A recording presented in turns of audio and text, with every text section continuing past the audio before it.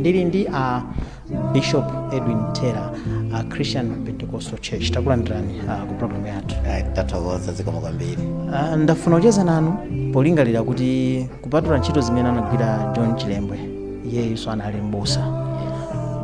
Mwina ngati abusa amzaka zino tsopano ndi maphunziro ati amene mumatengapo kuchokera pa ntchito imene anagwira John Chilembwe ya ubusa.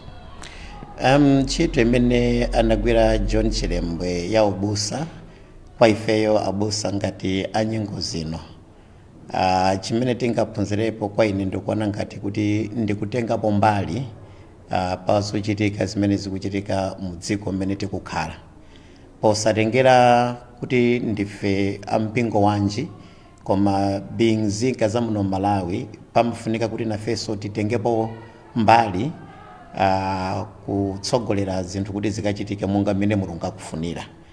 Tikudziwanso ngakhale mu chipangano chakale mbuyomo anthu akamafuna uphungu wabwino amapita kwa anthu a Mulungu. Mbuyomo anali azineneri komanso ndi azitumiki ena ambiri a Mulungu, ndi dziko limapita kukafunsa nzeru kwa azitumiki a Mulungu titani ndi amakalandira uphungu ofunikira pa nthawi imeneyo. Ndi chimodzimodzi mmene anapangira John Chilembwe ndi nyengo zino. Ndikuona ngati kuti phunziro lalikulu ndakuti ifeyo ngati azibusa nafenso tizitengapo mbali pakayendesedwe ka dziko ndi zochitika za mdziko mwathu. Mwina phunziro limene limukulitenga kuchokera mwina pa ziti zimene anachita John Chilembwe. Pokhala mbusa ndikuona ngati kuti amaona mazunzo amene analiko mnyengo imene analiko iyeyo, ndipo ona mazunzo amene analipo sadalekerere kuti achita ndi wina, koma iyeyo pokhala mbali ya nzika za dziko lino anaona kuti mpofunikira kuti ndichitepo kanthu. Ndi mbali imeneyo yochitapo kanthu pa zinthu kamaona kuti zinthu zisizi kuyenda bwino, kenaka ndichitepo kanthu kaya mwina polangiza kaya ndi andale komanso pochita zinthu zofunikira pa nthawi imeneyo kuti zinthu ziyende bwino, posabweresa mpungwe madera osiyanasiyana a dziko la Malawi.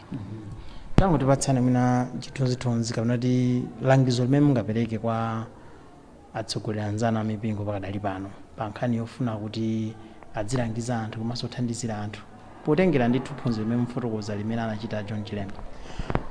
Mwazisogoleri anzanga kapena azibusa anzathu, mbali imene ndingati kungoyankhulapo kapena kulangiza ndiyakunena kuti zimakhala bwino kunena zinthu monga mmene zilili. Ngati tingapereke malangizo alakhale malangizo oti azibweresa mtendere. Kawiri zimene zimachitika zimakhala zakunena kuti nthawi zina polankhula umaoneka kuti koma awawa kukhala ngati ndi cholinga chilungamo akuchidziwa, awawa kukhala ngati akuzemba dala chilungamo chimene akuchidziwa.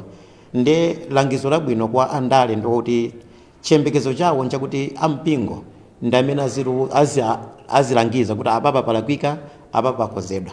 Koma vuto limene tili nalo masiku ano kupezeka kuti munthu ukudziwa kuti chilungamo ndichi, koma daladala pokhala mtumiki wa Mulungu ukuzembera dala chilungamo ukapanga mbali zina zimene sizikugwirizana ndi mawu a Mulungu. Mwina anthu muwafunira mafuno otani pamene akupumula pa chuti chimenechi cha John Chilembwe, komanso mwina mawu amene mungalimbikitse kuti adzikhala kumaganizira pa chuti chimenechi? Chilimbikiso changa ndi chakuti pamene tikusangalala kapena pamene tili pa chuti kukumbukira John Chilembwe, kwa ineyo chimene ndingangolimbikisa ndi chakunena kuti tiyeni tikhale osinthika m'maganizo. Pa chizungu nditha kunena kuti mindset change. Mindset change kubwera munjira yakunena kuti ndikudziwa pali madera ambiri amene boma limachitapo kanthu. Tiyekeze ngati pano peza fetereza waulere kaya mathandizo ena ndi enawo, zimene ziyanza bwino ifoti boma likuona kuvutika kwa anthu, koma ifeyo ngati anthu tizikhalanso ndi udindo kuti kodi ineyo pa ine ndekha minus boma ndingati kupanga bwanji, komanso kuti ndichiti chimene ineyo ngati munthu ndingapange choti chingati kusintha moyo wanga wa ineyo pa ine ndekha komanso ndi banja langa posatengera zimene boma limachita kapena boma silichita. So ndikuonapo ngati kuti mindset change ya ifeyo ngati anthu ndi imene ikanachitika kwambiri kuti tione zinthu monga mmene zilili, komanso ndikuona dziko lathu kuchoka pano kuti kuzafika chaka chamawa ineyo ndizakhala ndili pati, pozifika chaka chankucha ineyo ndizakhala pati. Izizi zingatithandize kuti tisinthe feyo ngati fe mwini, komanso kuti dziko lathu lisinthe kuchokera pamene lili kuzafikira pamene Mulungu akufuna. Kutheka pali mawu omaliza. Mawu omaliza ndikungofuna kuti tiye ndilipempherere dziko la Malawi. Ndi zambiri zimene zikuchitika, ngakhale nyengo imene tilimu yankho lenileni limachokera kwa Mulungu.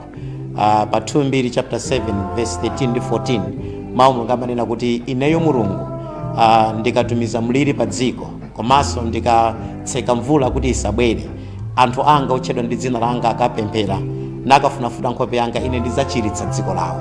Ndi pemphero langa ndakuti tiyeni timfune Mulungu. Dziko litha kusintha pokhapokha Mulungu adalowerapo. Mulungu akuti ndidzachiritsa dziko lawo. Mulungu ndi wokonzeka kuchiritsa Malawi, koma chofunika tonse tiyeni tipinde maondo, tipempherere dziko lathu, tipempherere atsogoleri athu, komanso tipempherere kayendedwe ka nyengo imene zilili kuti Mulungu akalowerepo. Mene mundimachezera ndi Bishop Edwin Tera, a Christian Pentecostal Church of Malawi, kutilongosola ndithu maganizo awo, komanso mmene amaonera umoyo wa John Chilembe kuti uduma limpikitsa bwanji abusa amene adakali pano, kuti atsogoleri mipingo yosiyanasiyana amene adakali pano. Ine mwayi mtumodzi tiyezenso ndiye natimve kuti kodi amamvetsetsa bwanji umoyo ndi ntchito imene agwira mbusa John Chilembe.